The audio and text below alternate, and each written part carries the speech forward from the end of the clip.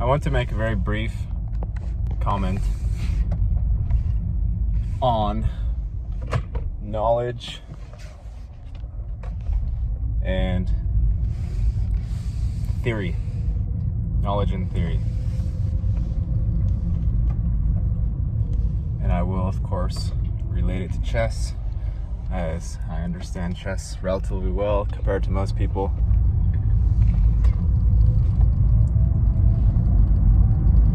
So I'm doing a self-decided study plan. On lead chess, there's a feature that you can draw arrows on the board to represent a piece moving from one square to another square, and it's helpful when you're trying to illustrate a game or a particular line or something. If you're trying to teach students, perhaps, or if you're just trying to memorize one of your own games or a grandmaster game or whatever. So what I'm doing is chess players generally tend to fall as far as playing white. Generally, you're an E4 player or you're a D4 player. And that just refers to the first move that you make as white. I'm more of a D4 player than an E4 player, although I can play both. So what I'm doing as far as building a thing, like a study thing kind of, is on lead chess, I'm making the first move. It's called a study. It will save all of the moves that you input. So I'm making a first move, which is D4, and then I take the top 3 book recommendations for black to play, which is called theory, and top 3 recommendations, and I draw arrows for those, right? So for 1D4, the top 3 recommendations are going to be D5, E6, and F6. Something like that. Don't remember if that was exactly those 3. I think it was those 3. D5, E6, or NF6. And then, so the idea is to get the top 3 recommendation tree lines into that particular database that I'm creating, indefinitely, for however long I feel like doing it. Some of them can go further than, 4 or 5 moves. Some of them won't even get to 3 moves, depending on the position. But if I were to do that just for the first 4 moves, which is one move for black, 1 move for white counts as 1 move. So when you say 4 moves in chess, it really means 8 piece moves. White has moved 4 times, black has moved 4 times. So if I'm to map the tree possibility of the 3 best computer recommended moves after 1 D4 for white, all the way to move 4, which means 8 piece moves, 4 moves for white, 4 moves for black. Then I have to make arrows. I have to make about 2,000 arrows, mathematically speaking, to account for all of those possibilities. That's just up through move 4, with the top 3 that's 4. Top 3 recommendations. Top 3 book theory recommendations. And that doesn't account for all of them. In lots of moves, you have 10 theory possibilities.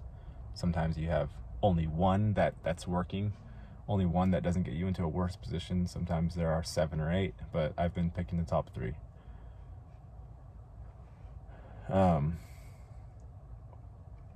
And then it keeps going up exponentially after that.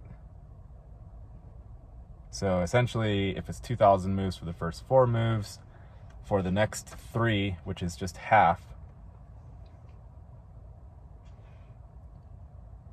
so to get to 4.5, so say white has moved 4 times, black has moved 4 times. To get to white making his 5th move, you'd have to multiply that 2,000 by 3 more. So you'd get 6,000. And then for black to make his fifth move, you'd multiply it by 3 again, which is 18,000. And then to get to 5.5, 18,000 times 3, that's 56,000, something like that. And 56,000 times 3 to get to black's fifth move, or to get to move number 6, is 56 times 3, so 168,000, something like that. Anyway, the basic idea is that the numbers go up really quickly. They go up exponentially. And most title players are out of book by move 8. To be booked up, in theory, just for the top 3 moves, for all the possibilities, not just the ones that you like, through move 8, it's going to be something like 1 million different moves that you have to remember. That's just through move 8. Might be more than that. And that's only accounting for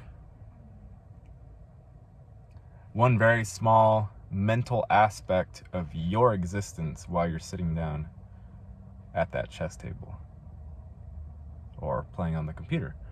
So that's not accounting for what's going on all the other boards.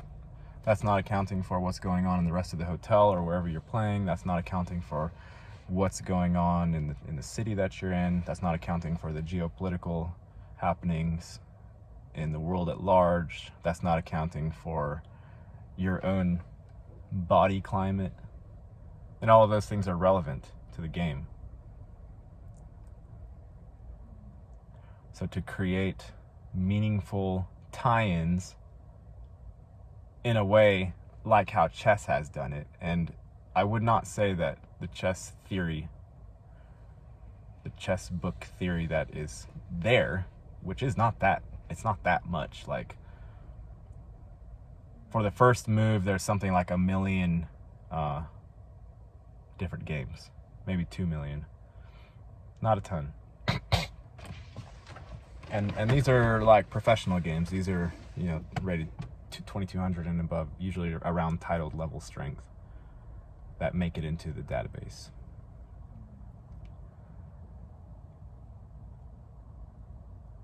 So all of this to say,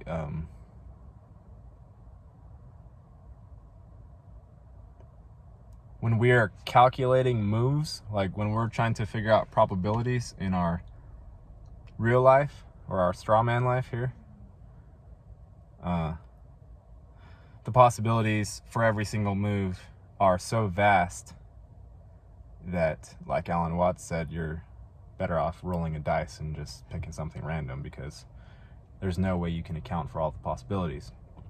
There's no way you can come even close. What you're going to do is you're going to take the sort of recommendations of people who you respect and care about into consideration. You're going to pick your own desires and your wants, and probably you'll throw your fears in there too. And then you'll pick something that you feel is decent, because you don't know.